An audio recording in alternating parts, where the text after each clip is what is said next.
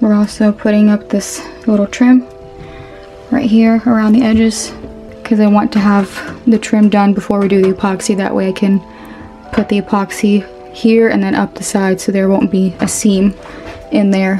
So now I'm taping underneath the countertops, covering up the cabinets and a little bit of the floor because it'll drip down. Nick's siliconing all the little cracks between the tile and the wall.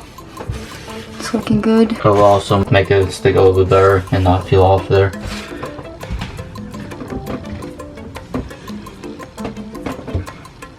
Just doing the finishing touches on the tile and prepping for the epoxy tomorrow.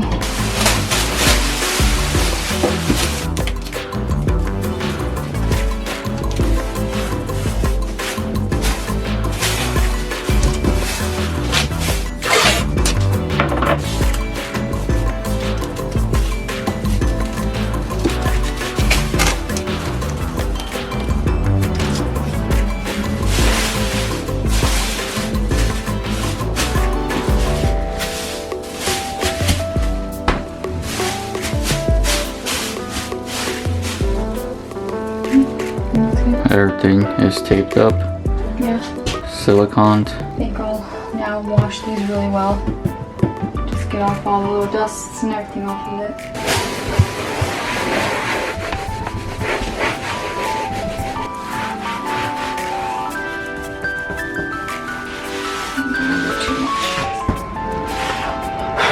Do you tape this up or just lay there like this? I'll just lay it.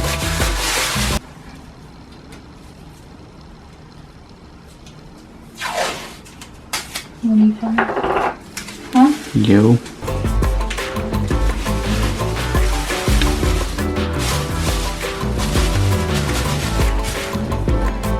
Should be good.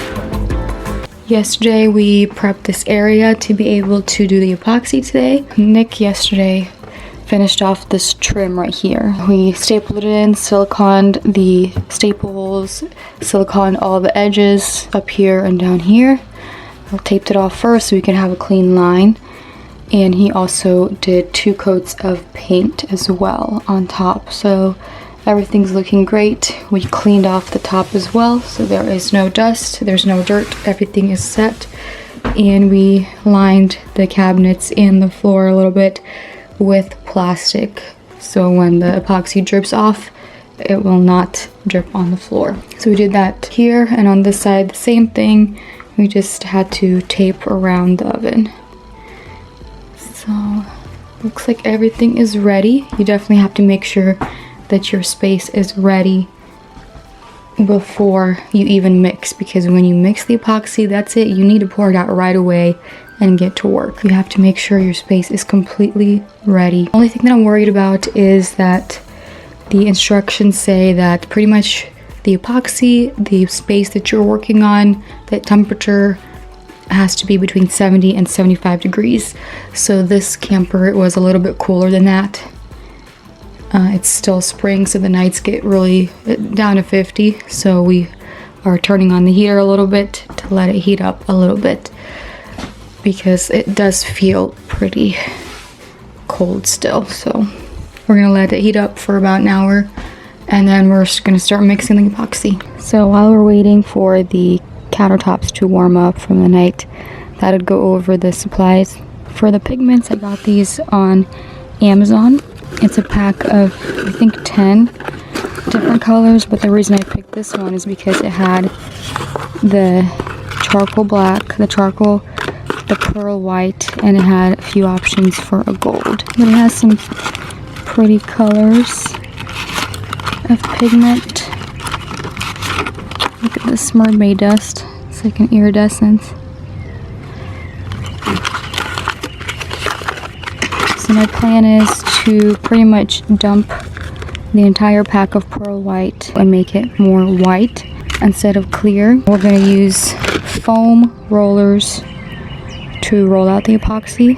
There's a tiny space between the stove and the wall. I'm not sure if the foam roller will fit, so I just got this just in case. Gloves, of course, a propane torch to torch the countertop to get rid of air bubbles. all these mixing containers and mixing sticks, the actual hardener and resin to mix together to make the epoxy. I got mine from countertopepoxy.com, and I'm gonna mix it just using a scale. I'm gonna pour in the hardener first. Whatever that amount is, I'll pour in the resin, the same amount. This is my first time trying the epoxy. I'm doing it for myself, so it's not as bad if it looks bad. Now the birds are singing, it's springtime. Look at the daffodils over there. So pretty. Okay, I'm gonna start mixing it. I'm gonna start with the hardener. That is what you need to pour in first. Okay, so I'm gonna put the container on here and then tare it to get 0.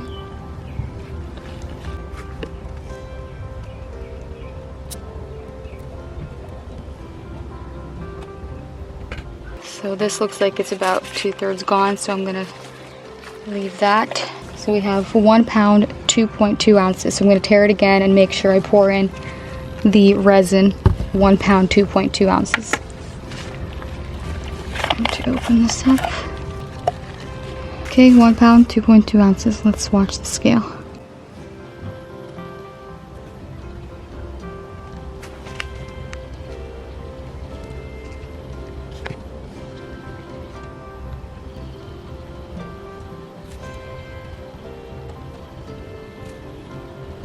Okay, 1 pound, 2.2 ounces. Perfect. And now we mix for 3 minutes. I'm going to start my stopwatch here on my phone for 3 minutes and start mixing it really well. Just keep on mixing.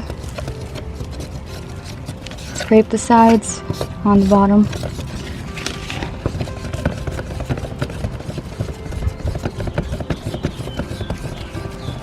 And you want to do this by hand, not like a paint mixer, because then that will add in air bubbles, a lot of air bubbles. You just do it like this by hand for 3 minutes. Okay, so that was 3 minutes. Now we have to pour it in a different container. Okay, and now we have to mix. Well, first I'm going to add my pigments.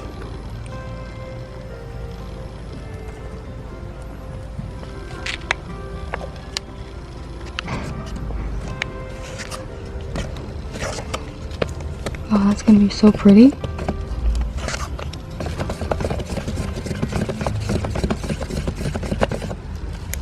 Okay, you ready? Here goes nothing.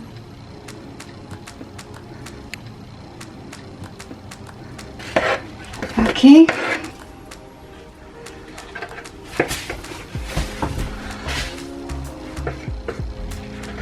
Should I pour some back there, or should I? Maybe just a little bit. Like a little stream So of that, it? yeah, it doesn't go under the oven and stuff. Okay. A little bit more here. And start spreading it.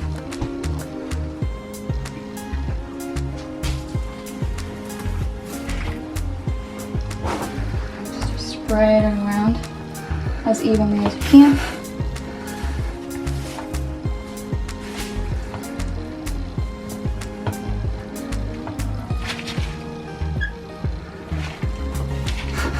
It doesn't smell too bad.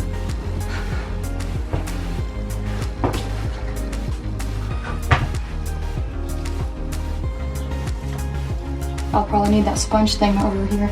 Oh, that just, On the yeah. edges.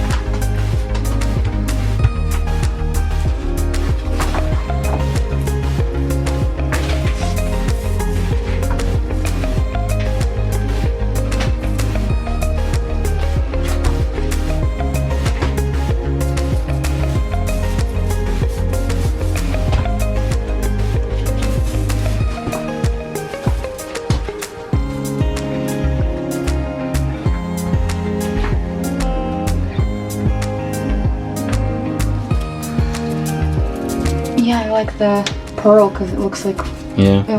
real stone or something. I'm trying to get it up here on the sides to kind of close off that seam.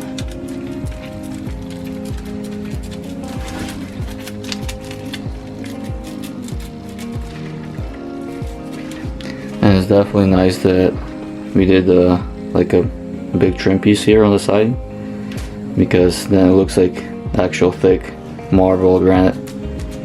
It doesn't look like a thin piece of plywood with these edges. It's not as scary as we thought it would be. No, I mean, it's not scary because you're doing it for yourself, so even if you mess it up, it's just for you. You know, you're not worried if somebody's not gonna like it or.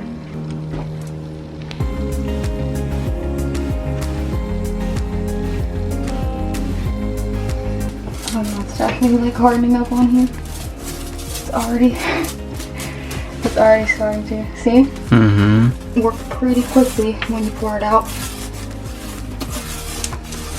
I only have this little amount of space, but if you were doing like an actual house and a lot of countertops, you probably need like 2 people to roll out.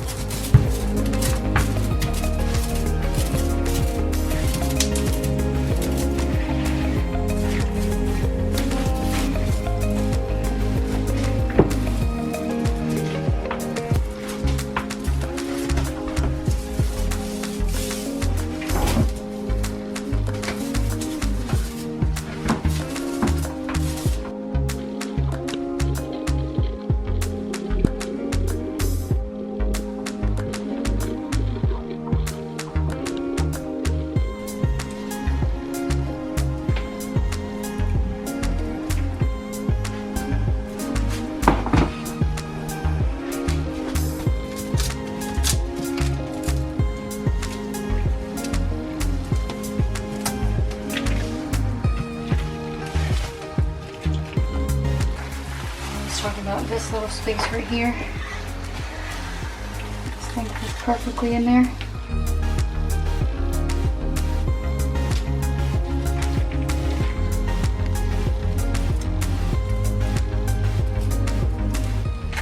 Today I'm going to do a second coat of epoxy on this side. We have enough for just this side. Not enough for that side anymore, but that's okay because I feel like we're going to be working mostly on this side since there's no room to do anything on the other side except wash dishes and cook on the stove top. So all the prep work will be on this side. So I feel like it's good to have a second coat here. We have quite a few air bubbles, so hopefully it'll kind of fill those in and it'll look more smooth. To start off with, I'm going to do a light sanding. You don't need to sand if you're going to do a second coat right away, but it's been weeks since we did the first coat, so we need to sand it a little bit, and then I'll mix it up and spread it out again. I really like the epoxy because you can get into the seams. One of my pet peeves in my kitchen is the seams have the silicone in it. Stuff gets stuck in there and you try to wipe it away and it's just a big mess, so I really like that it covers up your seams and it's like hard in there. You can really get in there and wipe it clean. So that's the one thing that I really like, is that it really makes it seamless. I'm actually going to use a scuff pad in just one direction, just in case the sanding will show up in the second coat. So I'll just do just one direction this way. And actually I read if you want a matte finish coat, you can also do this after your second coat and it'll be matte. You can see like right here, it's not as shiny anymore. You can see it's not as shiny there in that reflection.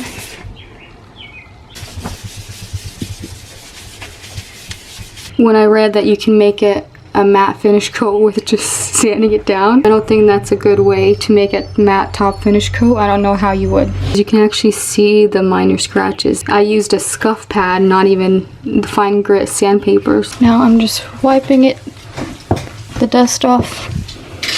And we're going to start mixing the epoxy.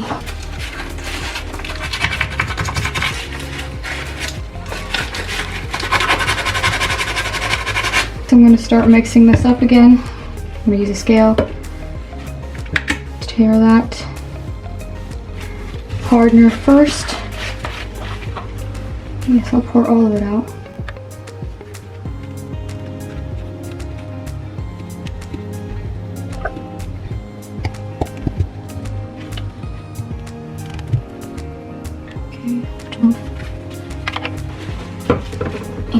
just over that. 12.6. Tear that again, do 12.6. Oops. A little bit too much. I think it's pretty fine. I'm gonna pour in my pigments right away and then mix for 3 minutes. Scrape the sides and the bottom.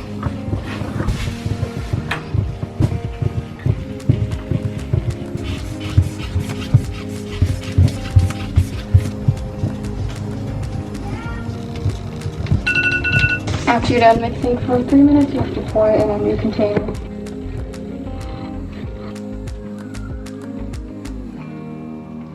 Now pour into a new container and mix again for 3 minutes.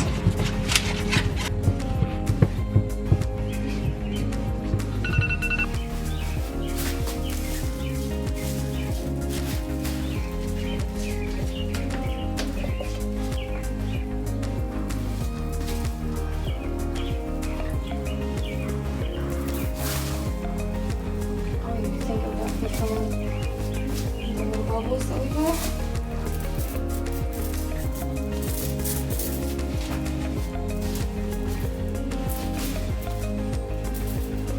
Yeah, I think I like this way better. You like the waves better? Yeah. That looks good. Yeah, it looks a lot nicer, you know? With the swirls? Yeah.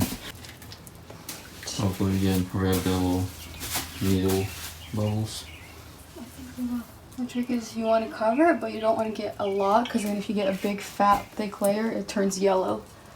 So, especially around these edges and the corners. For the first coat, we did that and it was yellow, but we sanded it down a little bit and it kind of got rid of it. You can't really pack it in on the corners, even though it's hard not to. Don't wear a hoodie with these things and tie your hair up. I'm like trying to hold everything. Not a good idea. Okay, I think the edges are good. I'll probably torch it and then do the waves. And maybe torch it one more time.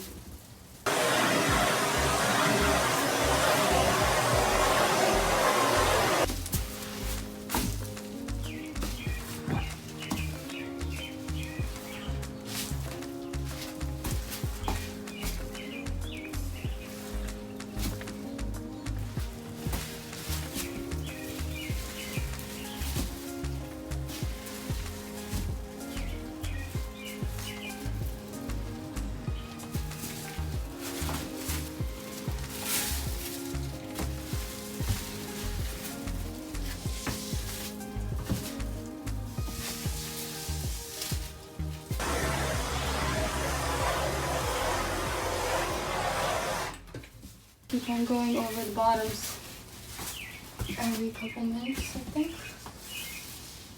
Yeah, make sure you tape everything up well. Yeah. Because I threw some plastic on the floor too. Like, see, Julie just dripped a bunch on the floor right there. There's plastic there. Yeah. Yeah, it looks much nicer than the other one, yeah. Then lines? Yeah. Plus, it's like a heavier coat. You can see now this like really thick coat. Pretty much we can only work on this side. There's no room to prep anything on this side. You just cook and wash. Everything else is going to happen here. Makes sense to do a second coat on this. And we had a little bit left over, so we decided to do a second coat. But if we didn't have any left over, I think it would have been fine with just that first one anyway. Yeah. But yeah, make sure you get everything ready. Find everything before you do this. Because you have to do everything fast. Make sure you cover everything up and buy a good torch. This one you just press the red button and it lights up. You can probably sand some of that off. Yeah, it's the bottom, so yeah. Huh, it looks nice. Yeah. Yeah, so I'm just leave it in here for a little bit and then scrape down the edge a little bit and then that should be good. Yeah, I think so.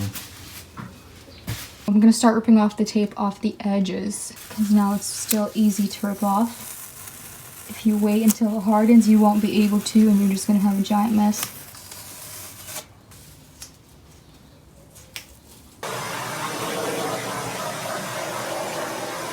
So it is the next day and the epoxy has dried and it looks amazing.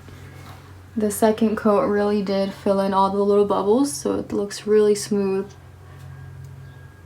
and beautiful. And I do like that we did the swirls this time, like the little waves instead of lines. It looks more natural. I'm really happy with how it turned out. I really like the pearl pigment that we added in. It makes it look like some kind of stone or something. It's not just a clear coat over white paint. It looks really cool. I really recommend the pearl finish.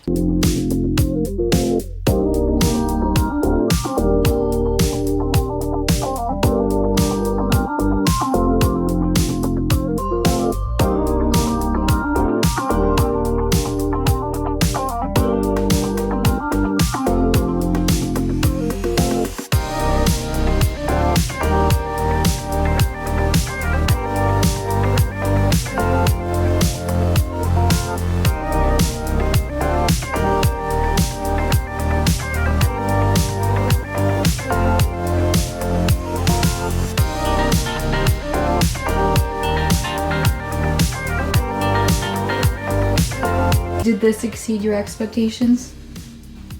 Yeah. It did mine, for sure. Because you were thinking of doing the paper that you glue on, the marble paper thing? Yeah. And that would have definitely not looked as good as this. Yeah. I think really the pearl pigment made a huge difference. Yeah. It looks really cool. It kind of adds dimension to the... I probably didn't have to paint it so many times. Cause Yeah, I painted it covered it up. Yeah, I probably did paint it like 3 times just to cover everything up really well. Yeah. But this thick layer definitely. And it added like an off-white tone. Yeah. Because it was like what we painted it was really pure white. Yeah, it's cream now, yeah. But now it added like a more natural off-white tone to it also. Yeah, it fits our cabinets, because our cabinets are all... Yeah, it actually matches our cabinet color like really well. Yeah. Just really happy with this. The second coat really does make it like a lot Better. deeper look. You can see the thickness on it now. Yeah, the edges are more rounded. Like, it looks like a stone or something. Like a piece of granite or marble. That was a success.